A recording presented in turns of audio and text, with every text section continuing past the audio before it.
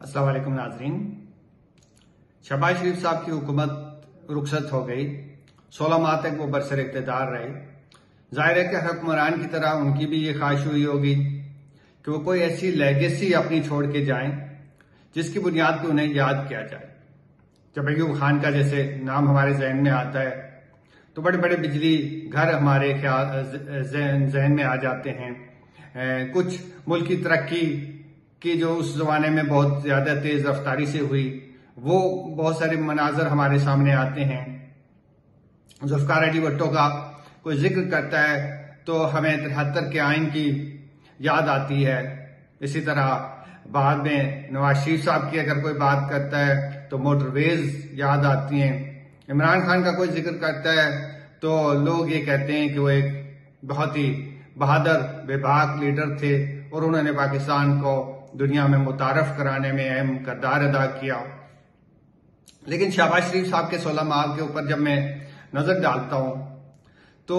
मुझे कोई ऐसी काबिल जिक्र लेगेसी नजर नहीं आती जिससे मैं ये कह सकूं कि उन्होंने कोई ऐसा बड़ा काम किया है जिसकी वजह से पाकिस्तान के लोग उन्हें याद करेंगे। बल्कि मैं तो जैसे उनको मैंने देखा 16 माह के दौरान चीफ मिनिस्टर के तौर पे मैं बड़ा उनका मद्दाह था जब वो पंजाब में थे, लेकिन बतौर वजीर आजम जो है वो अपना रंग जमाने में बुरी तरह नाकाम रहे हैं। जैसे कहते हैं कि first impression is the last impression. उनका पहला ही इंप्रेशन जो था उसने उनकी सियासी साख को भी बुरी तरह तबाह किया और उनका जो विजन था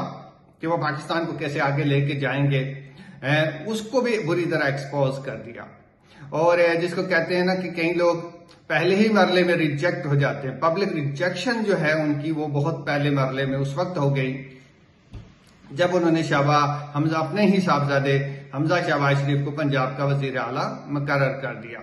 तो फिर लोगों को यह एहसास हुआ कि शहबाज शरीफ भी जो है वो एक ऐसे रवायती सियासतदान है जो अपने घर से ज्यादा बाहर निकल के नहीं सोच सकते और वो अपनी फैमिली, अपने खानदान, अपने घर और अपनी सियासत ही के बारे में सोचते हैं, न कि पाकिस्तान के नौजवानों और मुस्तकबिल के बारे में। तो एक बड़ा बुरा पैगाम था। दूसरी बात जो शहबाज शरीफ साहब की मुझे बहुत मुनासिब नहीं लगी वो ये थी कि वो वजीर आजम तो बन गए लेकिन उन्होंने वजीर आजम के तौर पे जो ड्राइविंग सीट थी वो नहीं संभाली। मेरा मतलब कहने का ये है कि वो बतौर सियासतदान और वजीर आजम जो है मुल्क के अंदर एक सियासी माहौल क्रिएट करते। उन्होंने सियासत को जो है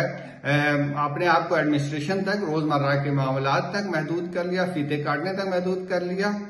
और कुछ बयानात और इस तरह की भाग दौड़ तक रखा अपने आप को। बाकी जो सियासत थी जिसकी बुनियाद के ऊपर मुल्क के अंदर इस्तेकाम आना था, मैशत की बेहतरी होनी थी और लोगों के दरमियान एक हमआहंगी पैदा होनी थी और मुल्क में जैसे अगला आम इलेक्शन है उसके बारे में कोई इत्तेफाक राय क्रिएट होना था, वो करने के बजाय उन्होंने सियासत को आउटसोर्स कर दिया। और जैसे कि माजी में भी होता रहा, फिर गैर मुंतखब लोगों ने जब सियासत को संभाला तो वो जाहिर है कि ताकत के नशे में चूर होते हैं, रिसोर्सेज भी होते हैं, नेटवर्क भी होता है। तो उन्होंने फिर सियासत को सियासत के जरिए खेलने के बजाय, जैसे दलील का मुकाबला दलील का से देने के बजाय, सियासी चाल का मुकाबला सियासी चाल से देने के बजाय उन्होंने दौंस धांधली, जोर जबरदस्ती और ताकत का इस्तेमाल किया। उसके नतीजे में क्या हुआ कि आज एक साबिक वजीर आजम इमरान खान जेल में हैं, हजारों उनकी पार्टी के हजारों कारकुन जेल में हैं और पाकिस्तान जो है वो रफ्ता रफ्ता जो है उसके अंदर जो है एक ऐसा माहौल बन गया कि जैसे कि ये कोई पुलिस स्टेट है। फिर क्या हुआ कि जब शहबाज शरीफ ने, जैसे मैं कह रहा था, कि ड्राइविंग सीट नहीं संभाली तो फिर इसके नतीजे में आहिस्ता आहिस्ता जब दूसरे लोगों ने ड्राइविंग सीट संभाल ली, जो गैर मुंतखब लोग हैं जिसको हम एस्टैब्लिशमेंट कहते हैं, तो फिर मुल्क के अंदर जो सियासी स्पेस थी तमाम जमातों के लिए बहुत कम हो गई। फिर कौमी सलामती के जो इदारे हैं उनकी शह पर ऐसे ऐसे कवानीन पास किए गए कि मुझे लगता है कि अगले कहीं दहाइयों तक सियासी कारकुनों को, इंसानी हुकूक के अलंबरदारों को, मीडिया को, सबको मिलकर जिद्दोजहद करना पड़ेगी कि किस तरीके से इन कवानीन को खत्म किया जाए। शहबाज शरीफ की जो गैर सियासी और महदूद विजन था उसकी वजह से फिर क्या हुआ कि जब ये कवानीन मंजूर हो गए और जैसे पुलिस का और इदारों का बेदरेग इस्तेमाल किया गया और आजादी ज़ाहिर राय पे पाबंदी लगी, टीवी चैनल्स जो हैं उन और अखबारात को अपनी आजादाना मर्जी से रिपोर्टिंग करने उनकी इजाजत नहीं दी गई, सियासी मुखालिफिन के घरों पर हमले किए गए, तोड़ फोड़ की गई। आप देखिए परवेज इलाही के घर पे किस तरह गेट तोड़ के दाखिल हुए, इमरान खान के घर पे जिस तरह यलकार की गई। तो फिर इन साबिक वजीर आजम को जो है बालों से पकड़ के घसीटा गया। तो इस तरह से पाकिस्तान का आलमी दुनिया के सामने जो इमेज उभरा वो बहुत ही बुरा, बहुत ही खौफनाक और एक ऐसे मुल्क के तौर पे इमेज सामने आया जहां इंसानी हुकूक की कोई कदर नहीं की जाती। सियासी मुखालिफिन को जो है वो निशाना इबरत बनाया जाता है और ताकतवर इदारों से इख्तलाफ रखने वाले लोगों के लिए कोई स्पेस नहीं है। अब आहिस्ता आहिस्ता फिर जाहिर है कि शहबाज शरीफ ने जैसे खुद जब लीडरशिप नहीं दिखाई तो फिर उसकी वजह से क्या हुआ कि पॉलिटिकल जो इंजीनियरिंग का खेल इस वक्त मुल्क में खेला जा रहा है वो भी उन्होंने आउटसोर्स कर दिया, बजाय इसके कि वो खुद एक पॉलिटिकल पार्टी के तौर पे अपने लीडर के तौर पे अपने आप को मुतारिक करते, मुस्लिम लीग को नून को लेके सामने आते, PDM को सामने लेके आते। उन्होंने ये सारा काम इंतजामिया पे और रियासती इदारों पे छोड़ दिया। अब जैसे माजी में हम अक्सर ये इल्जाम लगता रहा, अब भी लगता है कि एस्टेब्लिशमेंट जो है वो जमहूरी निजाम को कमजोर करती है और जाहिर है कि इस इल्जाम में हकीकत भी है। लेकिन मुस्लिम लीग और PDM की क़यादत ने जिस तरीके से पाकिस्तान की एक सियासी जमात को और अस्करी लीडरशिप को एक दूसरे के मद्दे मुकाबिल खड़ा कर दिया, उससे भी आप अंदाजा कर सकते हैं कि किस तरीके से कितनी बड़ी नाअहली और पाकिस्तान की मैं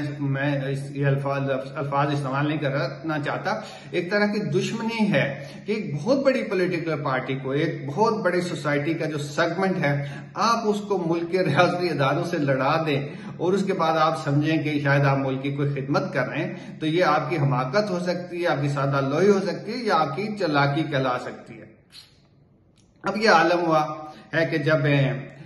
शहबाज शरीफ ने, जैसे मैं कह रहा था कि खुद जब लीडरशिप नहीं दी तो फिर जाहिर है कि जब सियासी कुव्वतें, गैर सियासी कुव्वतें सामने आती हैं तो उन्होंने आहिस्ता आहिस्ता जो है पूरे सिस्टम के ऊपर एक तरह से आप समझें कि कब्जा कर लिया। फरवरी में फौज ने ऐलान किया था कि जी हमारा सियासत से कोई ताल्लुक नहीं है और उन्होंने कहा था कि अब हम सियासत में कोई हिस्सा नहीं लेंगे और फौज ने सबक सीख लिया। लेकिन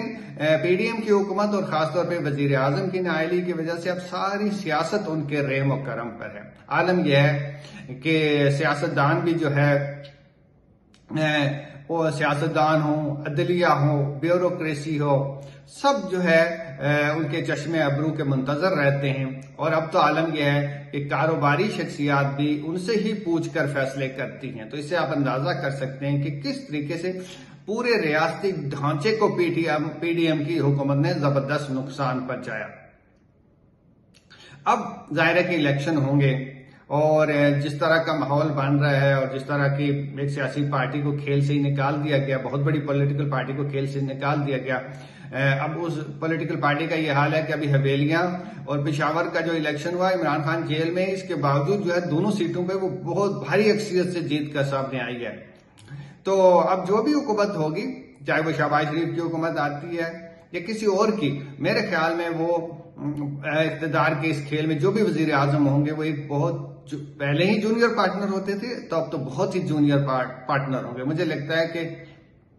उनकी हैसियत जो है वो एक जैसे कराची का मेहर है, इससे ज्यादा नहीं होगी। और अगर शहबाज शरीफ को जिस तरीके से उन्होंने कानून साजी की है, उनको तो 17 इम्तियाज मिलना चाहिए। पूरी पार्लियामेंट को बुलडोज किया, सेनेट को बुलडोज किया, कौमी असम्बली को बुलडोज किया, कोई मुशावरत नहीं की, सियासी पूरे निजाम को बुलडोज किया। तो मुझे पूरा यकीन है, जैसे कि हम जानते हैं कि पिछले 6-7 साल से ये बात बहुत बार बार कही जाती रही है कि जी 18वीं तरमीम के जरिए जो है मुल्क को बहुत नुकसान हुआ। तो जाहिर है जिन लोगों ने पुरानी तरमीम करवाई है उनके लिए, उनके जहन में यही है कि शहबाज शरीफ साहब बरसर इख्तियार आए तो हम सूबाई खुद मुख्तारी भी खत्म करें और खास तौर पे जो सूबों को जो मालियाती अख्तियारात हासिल हैं उनका भी खात्मा करें। इस तरीके से जो है पाकिस्तान को दोबारा जो है, जो ये इसका जो वफाकी ढांचा है, इस ढांचे को जैसे अयूब खान के जमाने में होता था कि सारे इख्तियारात मरकज के पास होते थे, उस तरह से कर लिया जाए। और एक अहम नुकता,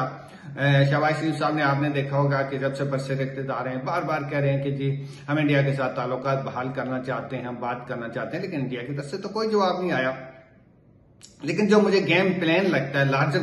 गेम प्लान, अगर आप उसके ऊपर गौर करें तो आपको देखेंगे कि शहबाज शरीफ अगर दोबारा बरसर इक़्तिदार आती हैं या नून लीग आती है तो वो बगैर किसी सौदेबाजी के या मुनासिब किसी शराइत के या किसी समझौते के इंडिया के सामने एक तरह से सरेंडर कर देंगे। और ये सरेंडर इसलिए भी होगा कि अगर आप लार्जर गेम देखें तो जिस तरह से पाकिस्तान के स्ट्रेटेजिक असासेज जो हैं, एयरपोर्ट्स हैं, दूसरी चीजें हैं, वो अरब ममालिक को बेची जा रही हैं, फरोख्त की जा रही है, उनका कंट्रोल उनके हवाले किया जा रहा है। तो अरब ममालिक जो है वो जाहिर है कि अमेरिका के साथ मिलकर इश्तराक के साथ एक खित्ते में एक पॉलिसी रखते हैं, और वो पॉलिसी ये है कि उन्होंने इंडिया को आगे लेकर चलना है और उसको चाइना के मुकाबले में खड़ा करना है। तो जाहिर है कि पाकिस्तान इनके रास्ते की बहुत बड़ी रुकावट है। तो पाकिस्तान की माशी मजबूरियां, सियासी मजबूरियां और हुकूमत का विजन न होने की वजह से उसको आहिस्ता आहिस्ता जो है इस रास्ते पे लगा दिया जाएगा कि वो इंडिया के साथ जो है वो बगैर कश्मीर के या किसी और मामलात पे कोई मफाद हासिल किए वो जो है वो सरेंडर कर दे। और अरब ममालिक के भी इंडिया के साथ बहुत गहरे और स्ट्रेटेजिक नौयत के ताल्लुकात हैं, अमेरिका के साथ भी ताल्लुकात हैं, और यही आपके इल्म में होगा कि यूएई के जो है वो किस तरीके से इजराइल के साथ बहुत क्लोज रिलेशनशिप हैं। तो ये सारी इस मंजरनामे को अगर आप देखेंगे तो आपको लगेगा कि अगले जो